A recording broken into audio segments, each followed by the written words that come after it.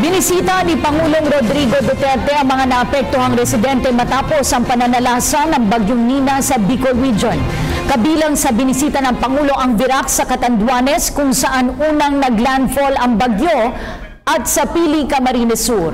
Kapag ni Pangulong Duterte ang tulong ng pamahalaan sa mga biktima ng bagyo kung saan nangako ang Pangulo ng 50 milyong pisong ayuda sa mga nasalanta. May ulat si Rocky Ignacio mula sa Malacanang. Live. Rocky! Tapos manalasa si Bagyong Nina sa Southern Tagalog at sa bahagi ng Kabikulan, agad bumisita si Pangulong Rodrigo Duterte para tingnan ang kalagayan ng mga apektadong lugar at nagsilikas na pamilya. Unang pinuntahan ng Pangulo ang Virac, Catanduanes kung saan ang bahagi ito ng relief goods. Sinundan ito ng pagbisita sa Pili, Camarines Sur. Pingunahan nito ang pamahagi ng relief goods at sa iba pang kailangan ng mga biktima ng malakas na bagyo. Sa kanyang pagsasalita, sinabi nito na isinama niya ang mga miyembro ng gabinete pati na ang pinuno ng Armed Forces of the Philippines para sa mabilis na pagpapaabot ng tulong. Bukod sa relief goods at bigas na isang Pangulo na pangunahan ng Department of Agriculture, ang mga kailangan tulong para mabilis na makabangon ang mga naapektuhang pinagkukunan ng kabuhayan ng mga magsasaka. Inatasan nito si Agriculture Secretary Manny Piñol na magpalabas ng 50 million pesos bilang ayuda sa mga apektado sa Kabikulan. Malaki kasing bahagi ng nasalanta ang larangan ng agrikultura. Naging bahagi rin ng talumpati ng Pangulo ang dagdag kaalaman sa taong bayan ng epekto ng climate change. Isaan niya kasi ang Pilipinas sa mga palagian tinatamaan ng kalamidad dahil sa climate change. Hindi niya tayo climate change maker pero ang Pilipinas ang kabilang sa mga bansang naapektuhan nito.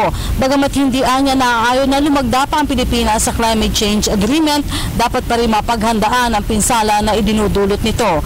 Narito ang naging pahayag ni Pangulong Rodrigo Duterte. I said a little money. That's about 15 million. Tignan ko din, I can add more. Then, nandito po si Secretary Briones. I really ask her to, kasi isa sa mga problema, you know, I've been mayor for 50 years. Kaya alam ko yung disaster ng eskwelahan.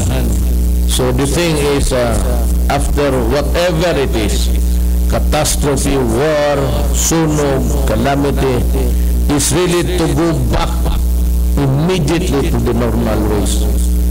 Kung nga tayo maghintay, anwalo in self-pity, nakakaawa tayo, balik na kaagad tayo binabutasan. We return to normalcy as soon as possible. Samantala, magpapatuloy pa rin ang pagkakaloob ng tulong ng pamahalaan sa mga apektadong lugar at pamilya. Nagbabala pa rin ito sa mga nasa likod na iligal na droga at sa mga sangkot sa korupsyon. Mahigpit ang naging babala ni Pangulong Duterte dun sa mga gagamit ng mali sa Calamity Fund. At sabi niya, ihuhulog niya ito sa helicopter kung sino man yung mga taong sangkot dito. At yan po ang kaganapan dun sa pagbisita ng Pangulo sa Kabikulan. Kaugnay pa rin po ng pinsala ng Bagyong Nina mula sa Malacanang. Ako po si Rocky Ignacio para sa PTV News. Salamat Rocky Ignacio.